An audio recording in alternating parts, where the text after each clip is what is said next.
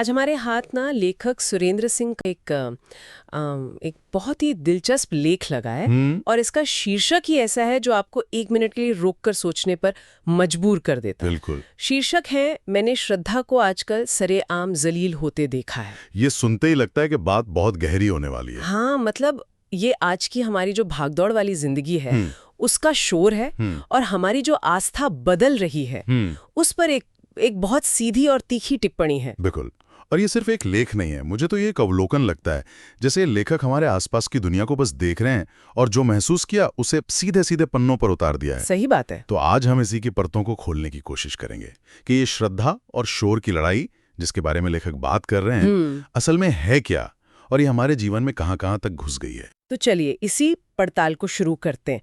देखते हैं कि कंवर साहब हमें आज की दुनिया की कौन सी तस्वीर दिखाते हैं जो शायद हम रोज देखते हैं पर नजरअंदाज कर देते हैं। बिल्कुल। तो लेखक अपनी बात की शुरुआत करते हैं शोर से। वो एक पुराने समय को याद करते हैं जब जीवन में एक ठहराव था, एक शांति थी। एक शांति थी, हाँ। गली में जरा सी भी आवाज होती थी तो लोग बाहर झांकते थे कि भाई हुआ क्या। और आज तो बिल्कुल उल्टा है। आज तो ऐसा लगता है कि शांति ही एक अजीब बात हो गई है। हर तरफ बस कान फोड़ू शोर है। और यहाँ शोर का मतलब सिर्फ आपके ये ट्रैफिक या लाउडस्पीकर की आवाज नहीं है। नहीं, लेखक इस शब्द का दायरा बहुत बड़ा कर देते हैं। वो कहते हैं कि ये शोर हमारे पहनावे में भी है। हाँ, उन्होंने फटी हुई जीन्स और अतरंगी हेयर स्टाइल का जिक्र किया है। बिल्कुल, जो शायद ध्यान खींचने का एक तरीका है। फिर वो कहते हैं कि ये शोर हमारे बर्ताव में है। उन्होंने क्लब और कैफे का जिक्र किया है जहां लोग एक दूसरे से बात नहीं करते, चिल्लाते हैं। हाँ, ये बात तो मैंने खुद महसूस की है। क्यों? क्योंकि म्यूजिक ही इतना तेज है कि सामान्य बातचीत मुमकिन ही नहीं। आप किसी दोस्त के साथ बैठकर बात करने जाते हैं और आपको अपनी ही आवाज सुनाई नहीं देती, लेकिन लेखक इसे सिर्फ पार्टियों तक ही नहीं रखते, वो इसे शादियों तक ले जाते हैं। और वहां बात और भी गंभीर हो जाती है। हाँ, वो कहते हैं कि पहले शादियों में लोग एक दूसरे से मिलते थे, आशीर्वाद देते थे, बातें होती थीं। आज आप शादी में जाइए तो लगता है कि किसी कॉन्सर्ट में आ गए हैं। सही बात है। डीजे की आवाज में किसी की बात सुनना तो नामुमकिन है। अगर आप किसी से कुछ कहने की कोशिश भी करें तो वो बस मुस्कुराकर सिर हिला देता है। और यही लेखक का बड़ा सवाल है, ये सब हो किसके लिए रहा है? किसके लिए? हाँ, अगर जश्न का मतलब मिलना जुलना है और शोर की वजह से मिलना जुलना ही खत्म हो जाए तो फिर उस जश्न का क्या मतलब? ऐसा लगता है कि हम उस काम का असली मकसद भूलकर सिर्फ उसके बाहरी दिखावे में फंस गए हैं। मतलब जो माध्यम था डीजे और शोर, वही अब अनुभव पर हावी हो गया है। बिल्कुल, माध्यम ने अनुभव को ही नष्ट कर दिया है। लेकिन एक दलील ये भी तो हो सकती है कि यह सिर्फ एक पीढ़ी का फर्क है। शायद आज की पीढ़ी के लिए जश्न मनाने का तरीका ही यही है। क्या हम इसे पुरानी पीढ़ी के चश्मे से देखकर गलत तो नहीं ठहरा रहे? हो सकता है उनके लिए यही नॉर्मल हो। ये बहुत दिलचस्प सवाल है और लेखक इस पर सीधे सीधे ना सही पर इशारा जरूर करते हैं। वो ये नहीं कह रहे कि जश्न मनाना गलत है। नहीं, वो संतुलन की बात कर रहे हैं। हाँ, वो संतुलन की बात कर रहे हैं जो अब खत्म हो गया है। जब शोर इतना बढ़ जाए कि वो तवासुल को, मतलब कम्युनिकेशन को ही खत्म कर दे, तो वो सिर्फ जश्न नहीं रह जाता, वो एक तरह का प्रदर्शन बन जाता है। प्रदर्शन। और यहाँ एक और गहरी बात है जो लेखक ने उठाई है। उनका मानना है कि ये शोर सिर्फ एक आदत नहीं है, ये एक तरह का मनोवैज्ञानिक कवच बन रहा है। मनोवैज्ञानिक कवच, ये तो एक नया पहलू है। इसका क्या मतलब हुआ? इसका मतलब है कि हम बाहरी शोर का इस्तेमाल अपने अंदर की बेचैनी, खालीपन या उलझन की आवाज को दबाने के लिए कर रहे हैं। ओहो! शांति या खामोशी अब डरावनी लगने लगी है क्योंकि जब सब कुछ शांत होता है तब हमें खुद का सामना करना पड़ता है, अपने विचारों का, अपनी चिंताओं का। बिल्कुल। तो ये शोर सिर्फ ध्वनि प्रदूषण नहीं है, ये खुद से बचने का एक तरीका बनता जा रहा है। इसीलिए वो कहते हैं कि अब इंसान अकेले में भी कानों में ईयरफोन लगाकर घूमता है। उसे खुद के साथ भी शांति नहीं चाहिए, शोर चाहिए। हाँ। वाह, ये तो पूरी बात को एक नए स्तर पे ले जाता है। मतलब हम शोर कर नहीं रहे, हम शोर ओढ़ रहे हैं। बिल्कुल। खैर, पार्टियों और शादियों का शोर तो फिर भी समझ आता है, लेकिन लेखक तो इस शोर को एक ऐसी जगह ले जाते हैं जहां इसकी उम्मीद सबसे कम होती है। हमारी आस्था और भक्ति की दुनिया में। हाँ, और यहां आकर तो बात और भी गंभीर हो जाती है। बिल्कुल, और यहीं से इस लेख का असली मर्म शुरू होता है। लेखक का तर्क है कि जो रवैया हमने समाज में अपनाया है, दिखावे का, हाँ, प्रदर्शन का, दिखावे का, वही रवैया अब हम अपने पूजा पाठ और धार्मिक अनुष्ठानों में भी ले आए हैं। जो चीज पूरी तरह से आंतरिक और व्यक्तिगत होनी चाहिए थी, अब वो भी एक सार्वजनिक तमाशा बन गई है। सही कहा। इसका सबसे बड़ा उदाहरण वो देते हैं मंदिरों का। वो कहते हैं कि लोग अब मंदिर दर्शन करने कम और सोशल मीडिया पर डालने के लिए एक अच्छी सी फोटो खिंचवाने ज्यादा जाते हैं। श्रद्धा कहीं पीछे छूट गई है और सेल्फी सबसे आगे आ गई है। मुझे याद है मैं हाल ही में एक मशहूर मंदिर गई थी। वहां लोग भगवान की मूर्ति को देखने से ज्यादा इस बात पर ध्यान दे रहे थे कि किस एंगल से फोटो अच्छी आएगी, ताकि उसे पोस्ट कर सकें और लिख सकें ब्लेस्ड। हाँ, वही। और सोचने वाली बात यह है कि इसके पीछे की मानसिकता क्या है। क्या ये सिर्फ दिखावा है या अपनी पहचान को अपनी आस्था से जोड़ने का एक नया तरीका? लेखक का इशारा पहली तरफ ज्यादा है, दिखावे की तरफ। हाँ, वो कहते हैं कि यहाँ आस्था एक व्यक्तिगत अनुभव ना रहकर एक सार्वजनिक प्रदर्शन बन गई है। भक्ति का जो मूल भाव है, शांति, समर्पण, ध्यान, वो सब खो गया है। वो इस दिखावे के शोर में खो गया है। जब आपकी प्राथमिकता मंदिर की ऊर्जा को महसूस करना नहीं, बल्कि दुनिया को ये दिखाना है कि आप मंदिर गए थे, तो उस यात्रा का उद्देश्य ही खत्म हो जाता है। उन्होंने होली का भी बहुत सटीक उदाहरण दिया है। हाँ, रंगों और मेल जोल का त्योहार अब लाउड म्यूजिक और डीजे का त्योहार बन गया है।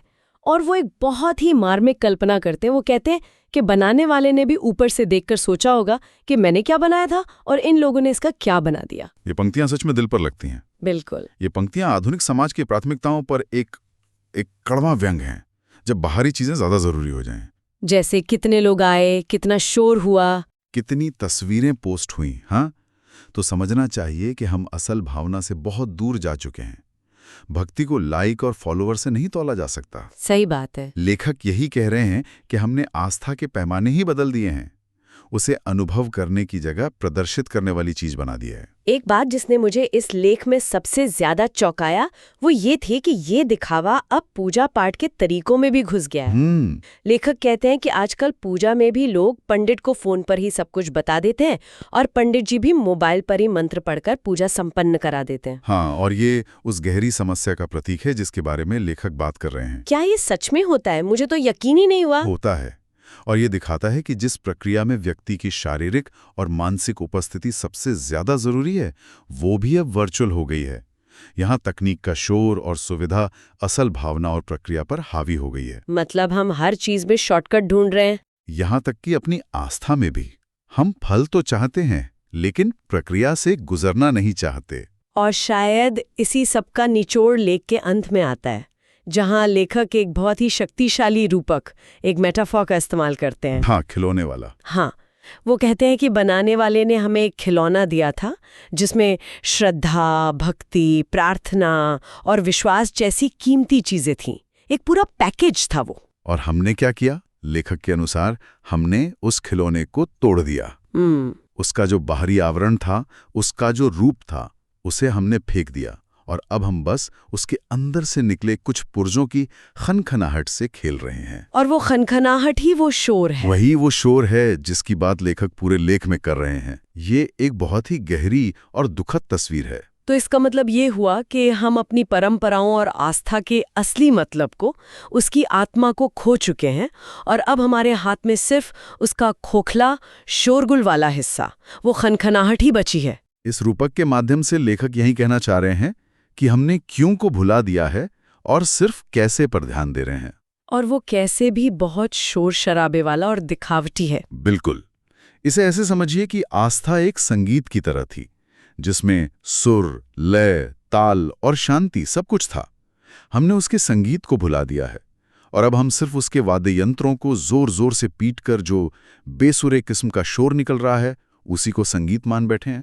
और शायद इसीलिए लेखक चेतावनी देते हैं कि अगर ऐसा ही चलता रहा तो इंसान अकेले में भी शांति खोजना भूल जाएगा। हाँ, क्योंकि शोर ही उसकी आदत बन जाएगा। वो शोर के बिना रह ही नहीं पाएगा, उसे खालीपन महसूस होने लगेगा। बिल्कुल। और ये कोई दूर के भविष्य की बात नहीं है, ये आज हो रहा है। जब बाहरी शोर बंद होता है तो हमें अपने अंदर का शोर सुनाई देने लगता है। हमारी चिंताएं, हमारे डर, हमारी अधूरी ख्वाहिश हैं और शायद हम उसका सामना नहीं करना चाहते, इसलिए हम लगातार एक शोर से दूसरे शोर की तरफ भागते रहते हैं। सुबह उठते ही फोन का शोर, रास्ते में म्यूजिक का शोर, दफ्तर में लोगों का शोर, शाम को टीवी का शोर। ये एक अंतहीन चक्र बन गया है। हाँ, जिससे बाहर निकलना मुश्किल लगता है। तो सुलेख वाकई एक आईना है, यह हमें रुककर सोचने पर मजबूर करता है कि क्या हमारी जिंदगी में शोर इतना ज्यादा हावी हो गया है कि शांति और श्रद्धा के लिए कोई जगह ही नहीं बची। क्या हम सच में उस टूटे हुए खिलौने के पुर्जों से ही खेल रहे हैं? और ये लेख सिर्फ समस्या बताकर हमें उदास नहीं छोड़ देता, ये हमें उस शांति के महत्व की याद भी दिलाता है जिसे हम शायद भूलते जा रहे हैं। सही बात है। ये सिर्फ एक आलोचना नहीं है, बल्कि एक तरह की पुकार है कि हम रुकें, सुने, सिर्फ बाहर की आवाजें नहीं बल्कि अपने अंदर की आवाज भी, और उस शांति को फिर से खोजें जो कहीं इस कानफोड़ू शोर के नीचे दब गई है। इस पूरी चर्चा के बाद मेरे मन में एक सवाल घूम रहा है। लेखक ने बाहरी शोर की बात की है, डीजे, लाउडस्पीकर, लोगों की बातें, पर क्या ये मुमकिन है कि हमारे चारों ओर का ये शोर असल में हमारे अंदर की शांति की कमी का ही एक प्रतिबिंब हो? मतलब बाहर का शोर अंदर के शोर का आईना है। हाँ, क्या हम बाहरी दुनिया में इतना शोर इसीलिए मचा रहे हैं ताकि हमें अपने अंदर के शोर को, अपने अंदर की खामोशी को सुनने की जरूरत ही ना पड़े?